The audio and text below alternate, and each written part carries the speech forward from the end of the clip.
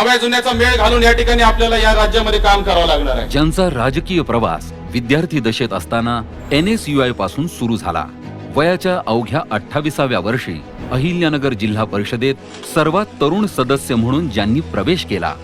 2007 ते 2017 सलग 2 टर्म ग्रामीण विकास आणि शिक्षणासाठी काम आणि मग 2018 ते 2022 संपूर्ण महाराष्ट्राच्या युवक काँग्रेसचं त्यांनी यशस्वी नेतृत्व केलं. तिथून 2023 मध्ये थेट नाशिक पदवीधर मतदारसंघाचे आमदार म्हणून विधान परिषदेत प्रवेश. हा प्रवासच सांगतो त्यांनी नेहमीच तरुणाईचा विश्वास जिंकलाय. कॅलिफोर्नियाचे गव्हर्नर गॅविन न्यूसम यांच्या डिजिटल माध्यम, लोकसहभाग आणि शासन या विषयावरील सिटीझन विल या पुस्तकाचा मराठी अनुवाद त्यांनी केला. डिजिटल माध्यमांचा प्रभावीपणे वापर करणारा युवा नेता अशी त्यांची ओळख आहे. सावित्रीच्या लेखी म्हणजे काय हे खऱ्या अर्थाने कळालं पाहिजे. त्यांचं बोलणं हे एका अभ्यासू आणि प्रामाणिक मित्रासारखं वाटतं. आम्ही विचारलं कायदा काय आहे, ते म्हणले कायदा असा आहे की जे काय निर्णय घ्यायचा, जे काय डेव्हलपमेंटचं काम करायचं, जे काय धोरण ठरवायचं, त्याचं 7 पिढ्यांचा पुढचा विचार करून करायचं. संगमनेर ते हार्वर्ड युनिव्हर्सिटी असा गाव ते ग्लोबल प्रवास घेऊन अहिल्यानगर डिजिटल महाकुंभ मध्ये येत आहेत युथ लीडर आमदार सत्यजित तांबे. नमस्कार, मी अमित भंडारी.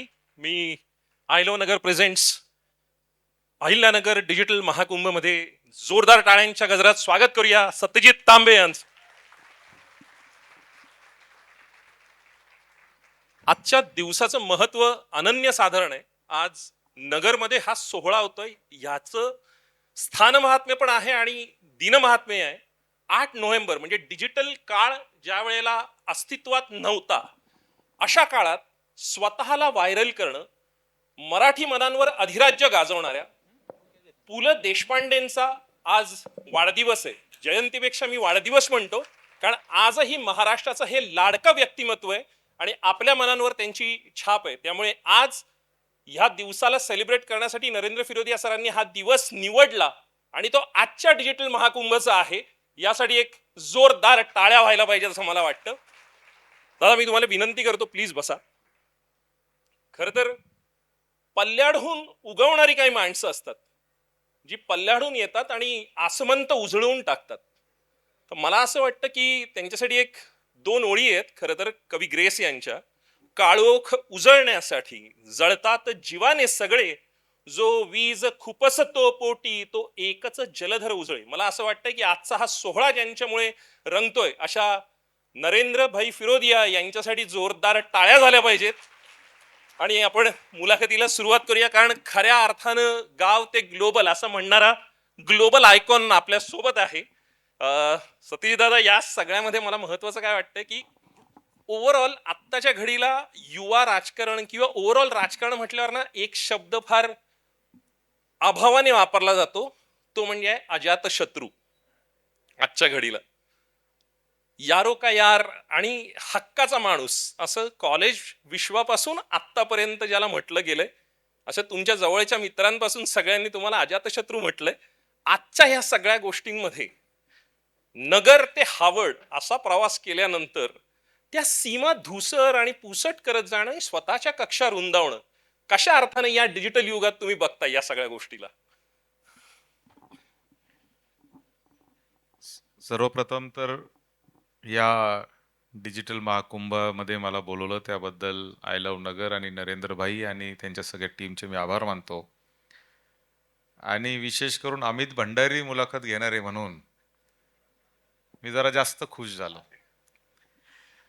पण एक गोष्ट नक्की आहे की डिजिटल अजातशत्रू आपण कोणाला म्हणतो की जो सगळ्यांशी त्याचा चांगला संबंध असतो. आणि अजातशत्रू जर व्हायचा असेल तर सगळ्यात एक बेसिक गुण असावा लागतो, तो म्हणजे झिरो इगो. इगो ज्याला असेल तो मित्र होऊच शकत नाही किंवा तो अजातशत्रू तर होऊच शकत नाही.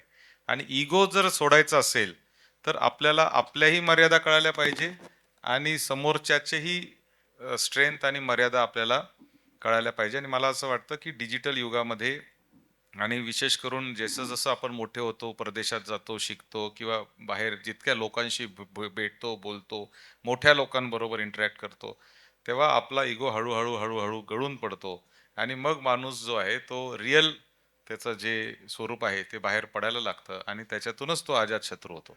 पण आजच्या या युगात खरा चेहरा असणं तितकंच गरजेचं वाटतं की डिजिटलवर एक स्वतःची इमेजरी बनवणं याच्यामध्ये बरेच जण गुंतलेले असतात. अशा वेळेला नेमका खरा चेहरा आणि डिजिटल इमेजरी ह्यामध्ये कशा अर्थानं नाही आता याच्यात पण मतमतांतरे आहेत. प्रत्येकाचं वेगळं हे असतं की प्रत्येकाच्या अपेक्षा वेगळ्या असतात. पण माझं वैयक्तिक मत आहे की जे आहे ते खरं खरं आपण मांडलं पाहिजे आणि खरं मांडत गेलात तर निश्चित चांगलं यश मिळतं. कारण आत्ता आपण सगळेजण डिजिटल प्लॅटफॉर्मवर जे इंटरेस्टेड लोक आहेत तेच इथं जमा झालेले आहेत. एक मध्यंतरी एक म्हणजे आजकाल खूपच मोठं फॅड आहे की रील्स बनवणे आणि विशेष करून रेस्टॉरंटचे मालक आहेत ना ते खूप रील्स बनवतात आणि वेगवेगळे रील्स वापरून ते लोकांना बोलवतात. आता असंच एक रेस्टॉरंटचं आता मला नाव आठवत नाही आणि मला सांगायचं पण नाही जरी आठवलं तरी. तर त्याचा एक रील मी कुठेतरी पाहिला आणि मटण भाकरी फेमस आणि असं तसं खूप लोक ती लांब लांब जायचे आणि नंतर तो किती खोटा आहे हे लोकांना कळालं आणि ते खोटेपणाचं उदाहरण त्याचं द्यायला लागले लोक. आणि म्हणून मला असं वाटतं की जे आहे ते चांगल्या पद्धतीने प्रेझेंट करणं हेच डिजिटल मधलं खरं यश आहे. कारण आत्ताच्या घडीला पारंपरिक राजकारण आणि डिजिटल राजकारण यामधला तुम्हाला जाणवणारा सगळ्यात मूलभूत फरक कोणता? आणि डिजिटल माध्यमांच्या वापरामुळे राजकारणाची संवादाची दिशा आणि खऱ्या अर्थानं शैली धाटणी ही बदलते का? काय वाटतं तुम्हाला? नाही, निश्चितच बदलतीये. कारण शेवटी तो एक त्याला आपण न्यू एज मीडिया ज्याला म्हणतो, त्या न्यू एज मीडियामध्ये हे सगळं बदलत चाललंय. तरी पूर्वी लाखाच्या सभा व्हायच्या. म्हणजे एक छोटं उदाहरण सांगतो तुम्हाला, की एका पुण्यातला कार्यक्रम होता बालगंधर्वला, राजकीय पक्षाचा आणि तिथे समोर फक्त एक 10-20च लोकं गोळा झाले होते. गर्दी व्हायला अपेक्षित होतं, परंतु गर्दी झालीच नाही. तर ते जे मुख्य वक्ते होते, त्यांना लोकांनी सांगितलं, "काय करायचं मग? कार्यक्रम करायचा की नाही करायचा?" ते म्हणले, "जाऊ द्या, कॅमेरा चालू आहे ना," म्हणाले. "आपण कार्यक्रम करायचा." कॅमेरा समोर सुद्धा लाखाच्या सभेला आपण संबोधतोय. ही जी कला ज्या नेत्याला आली, हम्म. तो डिजिटल युगामध्ये टिकू शकतो. आणि त्याचा रीच किती मोठा आहे म्हणजे आपण आता कॉर्नर मीटिंग आम्ही घेतो साधारणतः निवडणूक प्रचारामध्ये 50, 100, 200 लोक असतात. त्याला ग्रामीण भागामध्ये आम्ही घोंगडी बैठक म्हणतो म्हणजे घोंगडीवर बसतील तितकेच लोक. आता जेव्हा आपण लाईव्ह करतो त्याचे व्ह्यूज किती आहेत? मिलियन्स मध्ये व्ह्यू आहे. म्हणजे अमेरिकेत बसलेल्या आमच्या संगमनेरच्या एका मुलाला देखील माहिती की संगमनेरात आज काय चाललेलं आहे आणि तोही तेवढ्या आवडीने ते लाईव्ह बघत असतो. तर मला असं वाटतं की हे त्याची ताकद आहे. खरंय. आणि आय लव्ह नगर हे त्या पद्धतीने कानाकोपऱ्यात असणाऱ्या ते सगळ्यांना आय लव्ह नगरवरूनच प्रेरणा घेऊन आम्ही आय लव्ह संगमनेर पण चालू केलेलं आहे. नरेंद्रबाईंच्या मार्गदर्शनाखाली. क्या बात. आणि इतकं उत्तम चालतंय. सहज उदाहरण म्हणून सांगायचं तर पुढच्या वर्षी आम्ही आय लव्ह संगमनेरचा एक कार्यक्रम घेणार आहे नरेंद्रबाई, की प्रवासी भारतीय जसा कार्यक्रम असतो की सगळे NRI भारतामध्ये 2 वर्षातून एकदा येतात, तसं आम्ही संगमनेरला संगमनेरकर जे जगात गेलेले आहेत कॅनडापासून ऑस्ट्रेलियापर्यंत वा. त्यांना पुढच्या वर्षी आम्ही बोलवणार आहे आणि संगमनेरमध्ये 3 दिवसाचा कार्यक्रम आम्ही त्यांचा घेणार आहे. कारण डिजिटल प्लॅटफॉर्ममुळेच हे शक्य झालं. म्हणजे कितीतरी आता तर तुम्ही सगळेजण ह्याच्यात बरेचसे यंग मुलं मुली आहेत म्हणजे मिड एज्ड आहेत किंवा जे आहेत जुन्या जुन्या मित्रमैत्रिणी सापडलेत लोकांना फेसबुकमुळे. खरंय. आणि रियुनियनचं जे फॅड आलंय रियुनियनचं काय जबरदस्त फॅड आहे. म्हणजे आजकाल बँक्वेट हॉल जे आहे ते दिवाळीच्या नंतर 8 दिवस बिझी होते कारण सगळ्या शाळांचे रियुनियन चालू होते. खरंय खरंय. म्हणून मला असं वाटतं की गाव ते ग्लोबल हे खऱ्या अर्थानं तुमचं शीर्षक जे आहे तुमच्या या सदराचं ते त्याला सार्थ ठरवणारा ही व्यक्ती आहे. थोडंसं आपण मागे जाऊया. एक 2014 मध्ये ज्या विधानसभा निवडणुका ज्याप्रमाणे झाल्या त्यावेळेलाही सोशल मीडिया जर असता तर काही फरक पडला असता का? आणि आत्ताच्या काळात सोशल मीडियामुळे वोटिंग मध्ये फरक पडतोय का? 14ला पण होतीच सोशल मीडिया. 14ला पण सोशल म्हणजे आज ज्या पद्धतीची व्हायरलिटी आहे नाही. किंवा असणारा त्याचा इम्पॅक्ट ओव्हरऑल नाही, ते इव्हॉल्व्ह होत चाललंय ना. हम्म. पूर्वी ऑर्कुट होतं, मग फेसबुक आलं, मग आता आज आम्ही बघतो की सगळ्यात इफेक्टिव्ह जर सोशल मीडिया काय असेल तर यूट्यूब आहे आजच्या तारखेला. म्हणजे इंस्टाग्राम आहे, पण इंस्टाग्रामपेक्षा पण इम्पॅक्टफुल जर काय असेल तर यूट्यूब आहे. आणि फेसबुकला तर आता कोणी जातच नाहीये, म्हणजे फेसबुक दिवसेंदिवस खाली चाललेलं आहे. ट्विटर जे आहे ते बेसिकली रिॲक्शन देण्यासाठी किंवा ओपिनियन देण्यासाठी जास्त वापरलं जातं. त्याच्यावरून तुम्ही इन्फॉर्मेशन फार देऊ शकत नाही. तर त्याचे प्रत्येकाचे प्लॅटफॉर्म्स बदलत चाललेत, प्रत्येकाचे गोष्टी बदलत चालल्यात. त्यामुळं मतदानावर पण परिणाम होतोय. अनेक लोकांना म्हणजे इनफॅक्ट असं आहे की सोशल मीडिया प्रत्येक पराभूत उमेदवाराच्या पराभवाच्या कारणांमध्ये एक कारण सोशल मीडिया पण आहे. की जर त्याची सोशल मीडिया जर स्ट्रॉंग नसेल तर पराभवाचं एक मेजर कारण होऊन जातं, अशी परिस्थिती आहे.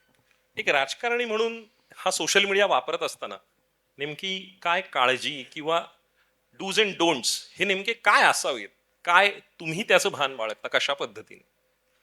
नाही, त्याचे तर खूपच डूज अँड डोंट्स आहेत. कारण राजकारणी माणूस बोललो किंवा कोणी आपण ज्याला फॉलोअर आहेत, इन्फ्लुएन्सर त्याला शब्द वापरतो आपण आजकाल. इन्फ्लुएन्सर म्हणजे काय? ज्याचा इन्फ्लुएन्स आहे तो. म्हणजे थोडक्यात तुमच्याकडे बघून लोक आपलं निर्णय घेत असतात. आयुष्यातले अनेक निर्णय तुमच्याकडे बघून, तुमच्या पोस्ट बघून, तुमचं व्हायरल होणं.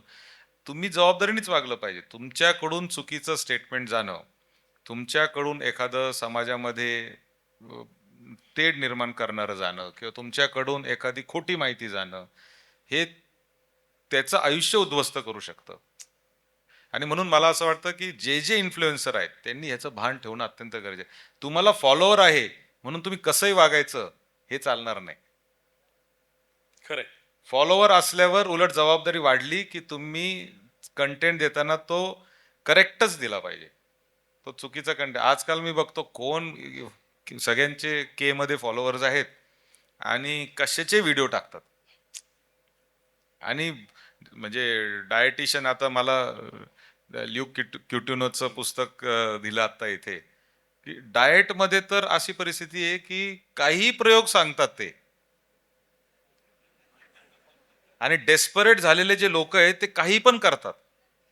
खरंय. की ज्याला वजन कमी करायचे, काहीच करून होत नाही, काही करतात. पहाटे उठून हे ते 10 प्रकार करून उकळून पिऊन हे ते, म्हणजे किडनी लिव्हर तुमचा फेल होऊ शकतो किंवा काय काही होऊ शकतं, म्हणजे काही होऊ शकतं. खरंय. पण त्यामुळे पिंक टायगर नावाचं जे आता आहे, खऱ्या अर्थानं तुमच्या आहाराचा रंग जर वेगळ्या अर्थानं पिंक झाला तर वेगळ्या अर्थानं गंमत येईल. त्यामुळे जे तुम्ही म्हणताय, लुकने ज्या पद्धतीने आता क्युरेट केलेलं पुस्तक तुम्हाला दिलंय, आजच्या घडीला अगदी मोदी साहेब पण ते वाचतायत आणि त्यांच्या आहाराच्या नियमनासाठी लुकचा आधार घेतात. त्यामुळे आता तुम्ही जे बोललात आणि लुकचं जे पुस्तक आहे ते खऱ्या अर्थानं मार्गदर्शक ठरेल, म्हणजे जे नरेंद्र भैयांनी दिलं असं मला वाटतं. टेक्नोसॅवी तुम्ही आहात, तुमच्या कामांमध्ये म्हणजे खऱ्या अर्थानं आत्ताच्या घडीला फीडबॅक मेकॅनिझम हा महत्वाचा शब्द आत्ताचा परवलीचा झालाय, कॉर्पोरेट असेल किंवा ओव्हरऑल कुठल्याही इंडस्ट्रीमध्ये. तुमच्या ओव्हरऑल या स्ट्रक्चरिंग मध्ये फीडबॅक मेकॅनिझम तुमचा नेमका कसा आहे आणि कशा पद्धतीने त्याकडे बघता? नाही, तुम्ही खूप चांगला प्रश्न विचारला. एखाद्या राजकारण्याला किंवा लोकप्रतिनिधीला असा प्रश्न शक्यतो कोणी विचारत नाही. पण अकाउंटेबिलिटी हा आपल्या भारतीय राजकारणातला सगळ्यात मोठा मिसिंग फॅक्टर आहे. आणि आन्सरेबिलिटी. हा म्हणजेच बेसिकली तुम्ही अकाउंटेबलच नाही कशाला. एकदा 5 वर्ष निवडून दिलं की त्याच्यानंतर परत तो 5 वर्षांनी जेव्हा आपल्या दारात येईल तेव्हाच काय खरं. दरम्यानच्या काळात त्याच्याकडेही कसं पोहोचायचं माहीत नाही आणि तोही तुमच्याकडे जसं शक्य तसंच पोहोचण्याचा प्रयत्न करत असतो. म्हणून मी एक स्वतःच्या मी तर सिटीजन व्हीलचं तुम्ही आता दाखवलं पण प्रोमोमध्ये, ते पुस्तकच ते बेसिकली डिजिटल आणि पीपल्स इंटरफेरन्स इन गव्हर्नन्स हा तो विषय होता. पण त्याच्यात मला एक गोष्ट सांगायची, मी जो प्रयोग केला आणि जो अत्यंत यशस्वी झाला, मी माझ्या प्रत्येक विधान भवनाच्या अधिवेशनाच्या आधी मी सगळ्यांकडून प्रश्न मागवतो सोशल मीडियाच्या माध्यमातून. ते प्रश्न मी सभागृहात मांडतो. त्याचं काय झालं ते अधिवेशनाच्या नंतरचं पहिल्या रविवारी मी फेसबुक लाईव्हच्या माध्यमातून किंवा डिजिटल प्लॅटफॉर्म्समधून मी लोकांना सांगतो. मी किती दिवस हाऊसमध्ये गेलो, किती दिवस ॲबसेंट होतो, काय किती प्रश्न मांडले, काय केलं. आणि दरवर्षी मी माझा 1 वर्षाचा अहवाल हा लोकांमध्ये डिजिटली पाठवतो. त्याचा परिणाम असा झाला आहे की आज सगळ्यांना माहिती आहे लोकांना की मी नेमकं काय काम करतोय. मला मतदान करणारा जो माणूस आहे त्याला निदान माहीत पाहिजे. आणि एखाद्याने समजा मीच जरी केलं आणि मी गेलो त्याच्याकडे 5 वर्षांनी मतदान मागायला आणि तो जो म्हणला कुठं होते तुम्ही 5 वर्ष, तर मी निदान त्याला दाखवू शकतो की बाबा 5 वर्षात मी हे गोष्टी केलेल्या आहेत. आणि मला असं वाटतं की ती अकाउंटेबिलिटी आहे ती प्रत्येक लोकप्रतिनिधीला असणं हे अत्यंत गरजेचं आहे. त्याला कायदा करता आला तर अतिउत्तम होईल असं मला वाटतं. निश्चित. आपल्या राज्यातला किंवा देशातला अशी कोणती व्यक्ती आहे, असं कोणतं पॉलिटिशियन आहे, त्यांचं सोशल मीडिया हँडल्स तुम्हाला स्वतःला आवडतात, आणि आवडत असतील तर नेमकी त्यामागची कारण मीमांसा काय? नाही, बरेच आहेत असे. लोकांना गडकरी साहेब फार आवडतात. मला तुम्हाला? पण आवडतात. नाही, मला पण आवडतात. पण लोकांमध्ये गडकरी साहेब फार पॉप्युलर आहेत. कारण ते कायम फ्युचरिस्टिक गोष्टी सांगत असतात. म्हणजे 10 वर्षापूर्वी इथेनॉल टाकून पेट्रोल डिझेलचा वापर कमी करायचा हे जेव्हा ते बोलत होते, तेव्हा लोकांना विश्वास बसत नव्हता. पण आता ते बोलतायत. आता ते बेसिकली हायड्रोजनवर चालणाऱ्या गाड्यांचं बोलतायत, पाण्यावर चालणाऱ्या गाड्यांचं बोलतायत. तर मला असं वाटतं की गडकरी साहेबांचं एक फार चांगलं आहे. आणि नरेंद्र मोदी हा मला असं वाटतं की या जगातलं एक क्लासिक एक्झाम्पल आहे की सोशल मीडियाचा वापर करून कशा पद्धतीने कम्युनिकेशन करायचं. कारण म्हणजे मध्यंतरी मी माझा एक पॉडकास्ट केला होता ई स्पोर्ट्सवाल्यांबरोबर. ई स्पोर्ट्स हा स्पोर्ट्सपेक्षाही मोठी इकॉनॉमी झालेली आहे आता भारतामध्ये आणि जगामध्ये तर खूपच मोठी आहे. मी पॉडकास्ट केला आणि त्या ई स्पोर्ट्सवाल्यांकडे गेलो. ई स्पोर्ट्सचे तुम्ही Amit you will be surprised. मुंबईमध्ये, नवी मुंबई, इकडे तिकडे त्यांनी मोठे मोठे स्टुडिओज बांधलेत त्या मुलांनी. अगदी 20, 22, 23 वर्षाचे मुलं लॅम्बोर्गिनी आणि अशा अशा गाड्या 5-5, 10-10 कोटीच्या गाड्या घेऊन फिरतात.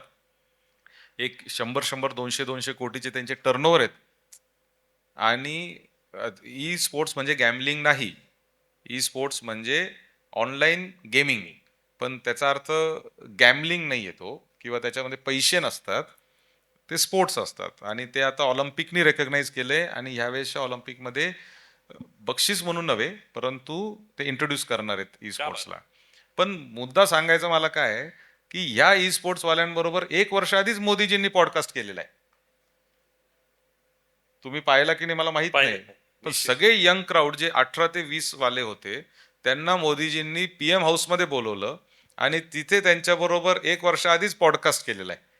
म्हणजे त्यांची टीम किंवा स्वतः मोदीजी किती विचार Visionary. करत असतील ह्याचा विचार मला असं वाटतं करणं गरजेचं आहे. आणि तो वापर ते अत्यंत चांगल्या पद्धतीने करतात असं मला वाटतं. कारण त्यांनी इलेक्शनच्या अगोदरही ज्या पद्धतीने पहिल्यांदा इन्फ्लुएन्सर्सना बोलवून त्यांच्या सोबत जे नॅशनल आयकन्स आहेत त्यांच्या बरोबर ज्या पद्धतीने त्यांनी मीट अँड ग्रीट केलं, त्यानंतरचा असणारा बोलबाला ह्या सगळ्या अर्थाने एका वेगळ्या उंचीवर घेऊन गेलं. हल्ली सोशल मीडिया आपण प्रत्येक जण वापरतो, प्रत्येक जणाच्या हातात, आणि प्रत्येक जण मीडिया खऱ्या अर्थानं झालाय. म्हणजे पूर्वीच्या काळी काही मूठभर लोकांच्या हाती, म्हणजे ज्यांच्या हातात प्रिंट मीडिया आहे, टेलिव्हिजन मीडिया आहे, रेडिओ मीडिया, अशापर्यंतच ते सीमित होतं. आज प्रत्येक जण बोलू शकतो. तर नेमकं ह्याची सोशल रिस्पॉन्सिबिलिटी आणि सोशल सेन्स नेमका काय असावा असं तुम्हाला वाटतं, आणि त्याच्या काय अटी, नियम किंवा त्याची एक सर्वसाधारण तात्विक गोष्ट काय पाळली पाहिजे असं तुम्हाला वाटतं? नाही, त्याला तर खरं तर ते मोजो मोबाईल जर्नलिझम त्याला आपण Correct. म्हणतो. आजकाल कोणी कॅमेरा काढतं आणि लगेच शूट करतं. म्हणजे ट्रॅफिक पोलिसनी पकडला तरी लगेच आपला कॅमेरा ऑन. आजकाल ते पण एक फॅड झालेलं आहे. म्हणजे अर्थात त्याच्यामुळे एक प्रकारे चेक पण बसलाय सरकारी अधिकाऱ्यांवर. हे खरं जरी असलं तरी ह्या सगळ्या गोष्टीचा अतिरेक पण होता कामा नये हे पण आपण पाहणं गरजेचं आहे. आणि म्हणून जबाबदारीने ह्या सगळ्या गोष्टी केल्या पाहिजे. आणि सोशल मीडियाचा आम्ही जी एक सगळ्यात महत्त्वाचा मुद्दा असा आहे की ग्राउंडवर जर नसाल तर सोशल मीडियात दाखवता येत नाही. म्हणजे मी फक्त पॉडकास्ट करून इलेक्शन जिंकू शकत नाही. मला फिरावं पण लागतं. आता अनेक आमदार, खासदार किंवा लोकप्रतिनिधी जे आहेत ते इन्फॉर्मेशनसाठी सोशल मीडिया वापरतात. म्हणजे मी इथे गेलो, तिथे गेलो, हा कार्यक्रम केला, तो कार्यक्रम केला, अमुक धमुक सगळं जे काय. काही लोक जे आहेत ते इन्फॉर्मेशनपेक्षा पुढे ओपिनियनसाठी पण वापरतात की याबद्दल माझं असं मत आहे, तसं मत आहे. तर मला असं वाटतं की कसं वापरायचं हे खूप आचारसंहिता त्याची असली पाहिजे. आणि ते कोड ऑफ कंडक्ट जो आहे तो अनफॉर्च्युनेटली नाही आहे आणि त्याच्यामुळं अनेक इन्फ्लुएन्सर जे आहेत ते सोशल मीडिया वापरतात आणि त्याच्यातून चांगल्या गोष्टी होण्याच्या ऐवजी अनेकदा वाईट गोष्टी होतानाचे उदाहरणं आपण पाहतोय आणि म्हणून ते खूप जबाबदारीने वापरणं गरजेचं आहे. निश्चित महत्वाचा मुद्दा आहे, कारण सोशल मीडियावरील कॉन्टेंट प्रतिसाद किंवा त्याच्यावरचा असणारा कमेंट्स फीडबॅक या सगळ्या गोष्टीकडे रोजच्या कामासोबत हे सगळं मॅनेज करणं कसं शक्य होतं. म्हणजे अर्थात तुमची टीम असेल त्या सगळ्या गोष्टी आहेत, पण तरीही ह्याला एक पर्सनल टच आहे म्हणजे तुमच्या सगळ्या गोष्टींना. तर त्याचं गणित नेमकं वेळेचं आणि बाकीच्या सगळ्या गोष्टीचं रुटीन हे नेमकं काय आहे, कशा पद्धतीने हे सगळं हँडल करता? मी जर कमेंट वाचायला लागलो ना तर मी कामच करू शकणार नाही, कारण 90% वेळा आम्हाला ट्रोलच केलेलं असतं. त्याच्यामुळे पोस्ट करणे आणि विसरणे हा सोशल मीडियातला सगळ्यात बेसिक रूल आहे. त्याच्या जर वाचत बसले तुम्ही तर मग तुमचा कार्यक्रमच झाला समजा. डोकं भरमिष्ट होतं हो. कोणीतरी येणार घरी बसलेला आहे, म्हणजे घरी हाफ चड्डीत बसलाय आणि दुनियाचे सल्ले आपल्याला देतोय.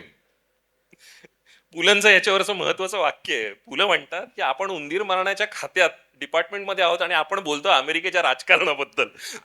सोशल मीडियामुळे प्लॅटफॉर्म मिळाला हो. ऍब्सोल्युटली. पूर्वी हे चहाच्या टपरीवर वगैरे होत होतं. आता काय झालंय की कोणी जातंय आणि कुठेही कमेंट टाकतंय, काही टाकतंय आणि ते जर वाचत बसलो तर आपलं डिस्ट्रॅक्शन होतं. त्यामुळं तुम्हाला खोटं वाटेल पण माझ्या मोबाईलमध्ये कोणतीच सोशल मीडियाचं हे नाहीये.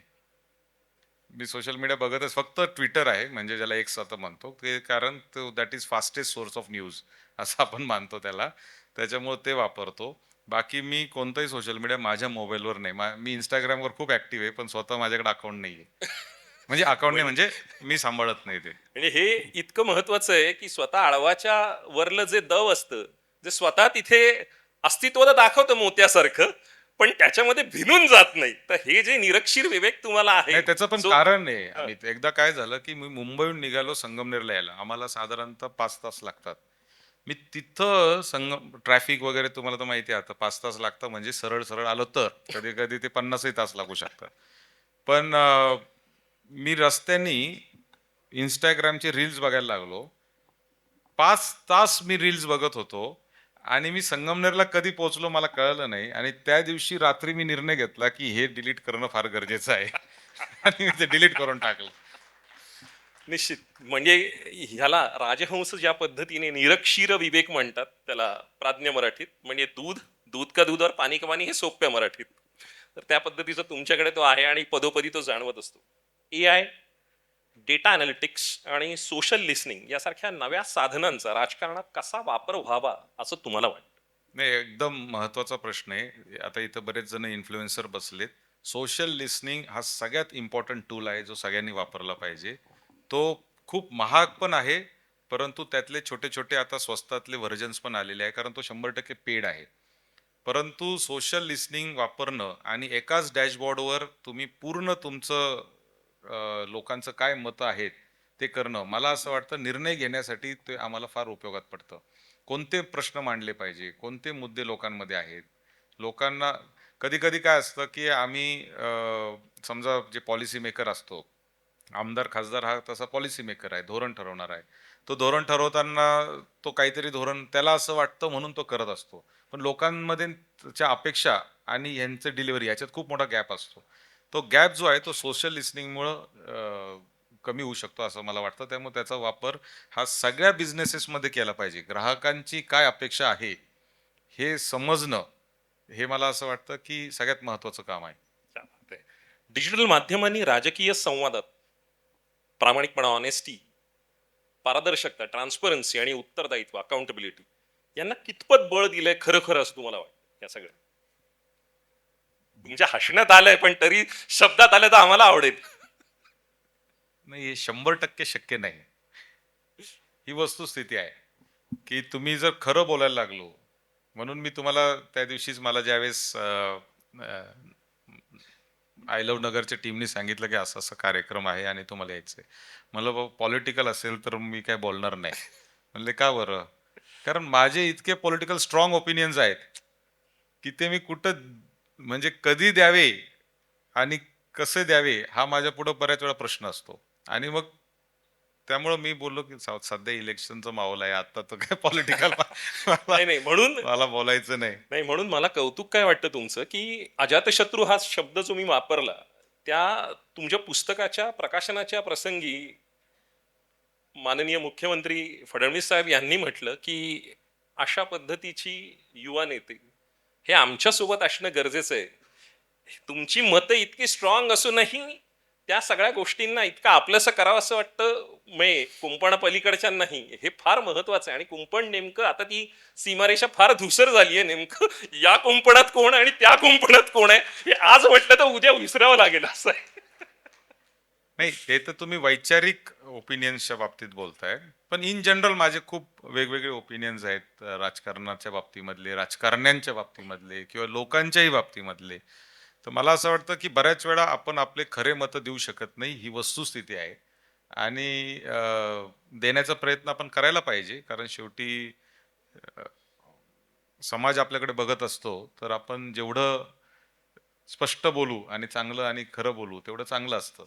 नाही मला तुमच्या या प्रामाणिकपणातच तुमच्या सच्चाईचं उत्तर आहे हे महत्वाचं वाटतं, कारण ती ट्रान्सपरन्सी आणि या प्लॅटफॉर्मची ताकद आहे असं मला वाटतं. या सगळ्यामध्ये सोशल मीडियावर तुम्हाला टॅग करून एखादी समस्या मांडली आणि तुम्ही ती सोडवली असं एखादं उदाहरण आता पटकन आठवते आणि जी त्याचा नाही, व्यापक इम्पॅक्ट तशा अर्थानं आला. नाही, हजारो उदाहरणं आहेत. आणि सगळ्यात इफेक्टिव्ह जर सोशल मीडियाने मला कधी मदत केली असेल तर ती कोविडच्या वेळेस केलेली आहे. ओके. कोविडमधलं तुम्ही आजही माझ्या जर तुम्ही ट्विटरवर जाऊन जर माझी वॉल चेक केली तर तुमच्या लक्षात येईल की पहिल्या कोविडच्या वेव्हमध्ये मजूर महाराष्ट्रातून पायी जात होते आणि त्याचे व्हिडिओज तुम्ही सगळे बघितले असतील की कसे ते जात होते आणि त्यांना राहण्याची खाण्यापिण्याची व्यवस्था नव्हती वगैरे वगैरे. त्यावेळेस जो टॅग करेल तिथे, कारण मी त्यावेळेस महाराष्ट्राचा युवक काँग्रेसचा अध्यक्ष होतो, माझा कार्यकर्ता तिथं 10व्या मिनिटाला पोहोचायचा आणि त्यांना मदत करायचा. हजारो लोकांना, म्हणजे पालघर जिल्ह्यात तर 2500 लोक आम्ही 3-3.5 महिने सांभाळले होते. आणि त्याच्या दुसऱ्या लाटेमध्ये रेमडेसिवीरचा इश्यू आला. जो तो टॅग करायचा, हॉस्पिटलचे बेड्स नव्हते, अंत्यविधी करायला माणसं नव्हते, अनेक उदाहरणं आहेत. आणि हे सगळ्यामध्ये कोविडमध्ये मला प्रचंड मदत, मी हजारो लोकांची मदत जी करू शकलो कोविडमध्ये ते फक्त आणि फक्त सोशल मीडियावर करू शकलो. कारण त्यावेळेस फोन नव्हते, लोकांकडे काय नव्हतं, पण ज्या पद्धतीने त्याच्यावर यायचं त्याला क्विक रिस्पॉन्स. आम्ही माझ्या टीममध्ये 10 म्हणजे जवळजवळ 30-40 मुली होत्या. त्यातल्या 10 मुली ज्या आहेत पदाधिकारी माझ्या, त्यांना मी जबाबदारीच दिली होती की त्यांनी घरी बसून फक्त तेवढंच काम करायचं की टॅग आला की लगेच त्या संबंधित माणसाकडे तो पाठवायचा आणि त्याला काम करायचं. आणि आम्ही आमचं कॉल सेंटर, आम्ही आमचं सगळं सेटअप केलं. कोविडमध्ये मला फार फायदा झाला आणि रोजच आता मला सोशल मीडियाचा फायदा होतो. रॅपिड फायर राऊंडकडे जाण्या अगोदर एक प्रश्न आहे. जगभर फिरत असता तुम्ही, कोणती टेक्नॉलॉजी प्रणाली ही भारतात यावी, पर्यायाने नगरमध्ये संगमनेरमध्ये असावी असं तुम्हाला वाटतं? नाही, आश्चर्य वाटेल तुम्हाला की टेक्नॉलॉजीच्या बाबतीत आपण खूप विचार करतो की अशी टेक्नॉलॉजी आली पाहिजे, तशी आली पाहिजे. आणि टेक्नॉलॉजी जवळजवळ भारतात सगळ्या आलेल्याच आहेत आणि फार काही लपूनही राहत नाही आजकाल. आली की दुसऱ्या-तिसऱ्या दिवशी किंवा 1-2 महिने इकडे तिकडे ती येऊनच जाते. पण मला असं वाटतं, आता मी जपानला रिसेंटली गेलो होतो. जपान तर आपण बघतो की म्हणजे लहानपणी आम्ही VCR आणि टीव्ही वगैरे आपण बघायचो की जॅपनीज इलेक्ट्रॉनिक्सचे जे प्रोडक्ट आहे ते सगळ्यात बेस्ट होते. पण आजही जपानमध्ये टेक्नॉलॉजीचा लिमिटेड वापर हा आहे. आणि दुसरी महत्त्वाची गोष्ट, जगातल्या स्कूल एज्युकेशन सिस्टीममध्ये फिनलँड आणि जपान हे टॉपचे आपण मानतो. पण फिनलँडनी आणि जपाननी दोघांनीही निर्णय घेतलाय की शाळेमध्ये डिजिटल क्लासरूम नावाचा जो प्रकार आहे तो बंद करायचा. कारण मुलांना जोपर्यंत तुम्ही ते म्हणजे फळा आणि खडू, व्हाईट बोर्ड आणि मार्कर फॉर एक्झाम्पल, त्याच्यावरच शिकवणं, त्यांनी त्यांची व्हिज्युअलायझेशनची पॉवर जिवंत राहते. नाहीतर पूर्वी लहानपणी आपल्याला सांगायचे की एक होता राजा, मग तो असे कपडे घालून आला, मग असं होतं तसं होतं, आपण लगेच राजाचा विचार करायचो. आता तुम्ही राजाच त्याला स्क्रीनवर दाखवता, त्याचं डोकंच चालत नाही. आणि म्हणून त्याच्या मेंदूमधलं जे व्हिज्युअलायझेशनचे जे सेल्स आहेत ते हळूहळू मरायला लागलेले आहेत आणि काही दिवसांनी तो पार्टच आउट होऊन जाईल. त्यामुळं ह्या देशांनी, प्रगत राष्ट्रांनी टेक्नॉलॉजीचा कमी वापर करायचा निर्णय घेतलेला आहे. त्यामुळे फार टेक्नॉलॉजीचा आग्रह न करता आपण हायब्रिड मॉडेलकडं गेलं पाहिजे असं मला वाटतं. हा जर निर्णय अंमलात आणला तर तो फार आमूलाग्र बदल करणारा ठरेल आणि येणाऱ्या भविष्यासाठी ही तितकीच नांदी महत्वाची असेल असं मला वाटतं. रॅपिड फायर राऊंड कडे जाऊया. आवडतं क्युझिन, इटालियन. आवडतं ठिकाण, आवडतं ठिकाण. ठिकाण परत इटली. वा. आत्ताच्या काळातली आवडती अभिनेत्री, अभिनेत्री. अभिनेत्रीच्या बाबतीत थोडं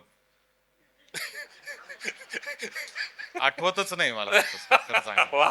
म्हणजे कारण अनेक आवडते आहेत. अनेकातलं एखादं नाव सांगितलं तरी चालेल, जे एखादं मला चेहऱ्यात म्हणजे काळजात घर केलेली अभिनयाने असेल किंवा तशा अर्थ नाही चालेल. नाही असं आता खरंच एकदम क्षणात आठवत नाही. आजकालच्या ज्या अभिनेत्री आहेत म्हणजे विशेष करून हिंदी, त्यांचे नावही असे आहेत की लक्षात न राहणारे आहेत. वा. मी गाव ते ग्लोबल का म्हटलं याचं उत्तर खरं तर या सीमारेषा धुसर होण्यात जे आहे ना ते हा, इथे म्हणजे आहे. पूर्वी होतं रेखा, माधुरी लक्षात राहायचं. म्हणून मी स्पेसिफिक विचारलं या काळातली. लेटेस्ट वेब सिरीज जी तुम्हाला आवडली आणि का? लेटेस्ट आता मी एक टर्किश पाहिली, ओके. ओल्ड मनी वर्सेस न्यू मनी. आता बघितली कोणी मला माहित नाही. ती एक चांगली आहे की नवश्रीमंत आणि जे गर्भश्रीमंत ज्याला म्हणतो आपण अशा लोकांचा संघर्ष त्याच्यात दाखवलेला आहे. वा. चांगली आहे. तुमच्या फोनमध्ये सर्वाधिक वापरलं जाणारं ऍप? म्हणजे मी कोणाला रिप्लाय न देता व्हॉट्सअप हेच माझं सगळ्यात जास्त वापरलं जाणार. सोशल मीडिया डिटॉक्स किंवा झिरो स्क्रीन टाइम करता का? 100%. म्हणजे मी आज इटली का आवडतं त्याचं एक छोटं उदाहरण देतो की मी मध्यंतरी इटलीला नेटफ्लिक्सला एक सिरीज बघितली ब्ल्यू झोन नावाची. ब्ल्यू झोन तुम्ही बघितलं असेल की सगळ्यात जास्त लॉन्जिटिव्हिटी असलेले लोक जगामध्ये 100 वर्षापेक्षा जास्त राहणारे लोक आहेत. म्हणून तिथलं सार्डेनिया नावाचं आयलंड आहे इटलीचं, ते पण त्यातलं एक आहे. मी ते बघायला सोलो ट्रिपवर 15 दिवस गेलो होतो एकटाच. कोणी मित्र नाही, घरचं नाही, कोणीच नाही. आणि त्याच्यातच एका हॉटेलमध्ये मी राहिलो होतो आणि त्या हॉटेलमध्ये डिजिटल डिटॉक्स होता 7 दिवसाचा. तिथं फॅन नाही, AC नाही, TV नाही, वायफाय नाही, मोबाईल नाही, काहीच नाही. आणि ते जे 7 दिवस आहे मला असं वाटतं की ते माझ्या आयुष्यातले सगळ्यात चांगले 7 दिवस होते. म्हणजे वा. डिजिटल डिटॉक्स हा खूप गरजेचा आहे. तुमच्या आयुष्यात सायलेन्स असणं ही खूप महत्वाची गोष्ट आहे. आणि दिवसातून 1 तास तरी सगळं बाजूला ठेवून माणसाने शांत बसलं पाहिजे. सायलन्स. वाचायचं नाही, म्युझिक ऐकायचं नाही, काहीच नाही. फक्त शांत बसायचं. पूर्वी एक शब्द प्रयोग केला जायचा, शांततेला आवाज असतो. हल्ली आपण या जगण्याच्या कोलाहलात तो आवाज विसरत चाललो. येस. जर राजकारणात नसता तर कोणत्या क्षेत्रात असता? Travel blogger. ओ, प्रेरणा देणारी व्यक्ती, तुमचं प्रेरणास्थान? महात्मा गांधी. आवडता मराठी संवाद किंवा एखादं कोट? संवाद. हा, किंवा एखादं कोटेशन म्हणजे अवतरण जे एखादं. कोटेशन माझंच एक कोटेशन आहे मीच तयार केलेलं. येस, अनुभवातून आलंय त्यामुळे समृद्ध असणार. ते माझं एक कोट आहे की वारसाने संधी मिळते, कर्तृत्व हे सिद्धच करावं लागतं. वा. तुम्ही कोणाचे तरी मुलगा आहे, मुलगी आहे किंवा काहीतरी म्हणून तुम्हाला संधी मिळू शकते, पण तुम्ही जर त्या संधीचा वापर करून तुमचं जर कर्तृत्व दाखवलं नाही तर तुमचं फ्युचर टिकू शकत नाही. अशा अनेक उदाहरणं सगळ्या क्षेत्रामध्ये आहेत. जर तुम्हाला स्वतःचं पॉडकास्ट करायचं झालं तर त्याचं नेमकं नाव काय ठेवाल? नाही, माझं पॉडकास्ट आहेच आणि त्याचं नाव आहे get inspired okay. With Satyajit Tambe. By Satyajit Tambe नाही. माझ्याकडून इन्स्पायर नाही व्हायचंय. जो इन्स्पायरिंग असेल त्याला सोबत घेऊन मी ते गेट इन्स्पायर्ड म्हणून एक पॉडकास्ट सुरू केलेलं आहे. ओके. सकाळची पहिली सवय न्यूज ऍप, सोशल मीडिया की अजून काय? नाही, गरम पाणी पिणे. महाराष्ट्र की दिल्ली? नाही, महाराष्ट्र. विधान परिषद की विधानसभा? विधानसभा. सत्यजित तांबे यांच्या मनातला पक्ष कोणता, बीजेपी की काँग्रेस? मनातलं सांगायचं नसतं. मग काळजातलं सांगा. सत्यजित, इतक्या आपलेपणाने तुम्ही या प्लॅटफॉर्मवर बोललात, मनापासून आभार. मला एक थँक्यू. बाबा आमटेंचे ज्वाला आणि फुले म्हणजे यांचं व्यक्तिमत्व बघितल्यावर या दोघांचं कॉम्बिनेशन आहे असं मला वाटतं. त्यामुळे ज्वाला आणि फुले हा त्यांचा कविता संग्रह त्यातली एक अत्यंत महत्वाची आहे आणि या सेगमेंटला तितकंच सार्थक ठरेल, कारण त्या कवितेचं नाव आहे या सीमांना मरण नाही. त्याच्या शेवटच्या 4 ओळी मी सांगतो. येथे नांदतात श्रमर्षी, येथे नांदतात श्रमर्षी म्हणजे श्रम करणारी माणसं आहेत. म्हणजे नगर हे त्यासाठीच फेमस आहे. येथे नांदतात श्रमर्षी, या भूमीला क्षरण नाही, शरण नाही, क्षरण नाही म्हणजे डिटोरेशन नाही. येथे नांदतात श्रमर्षी, या भूमीला क्षरण नाही. येथे ज्ञान गाळते घाम, नुसतंच कष्टाचा घाम नाहीये, ज्ञान गाळते घाम. विज्ञान दानव शरण नाही. डिजिटल आता जो आपला महाकुंभ आहे, विज्ञान दानव शरण नाही. येथे नांदतात श्रमर्षी, या भूमीला क्षरण नाही. येथे ज्ञान गाळते घाम, विज्ञान दानव शरण नाही. येथे कला जन्मत आहे, अर्थाला अपहरण नाही. आणि येथे भविष्य जन्मत आहे, या सीमांना मरण नाही. Thank you so much. Thank you. Wish you love, luck and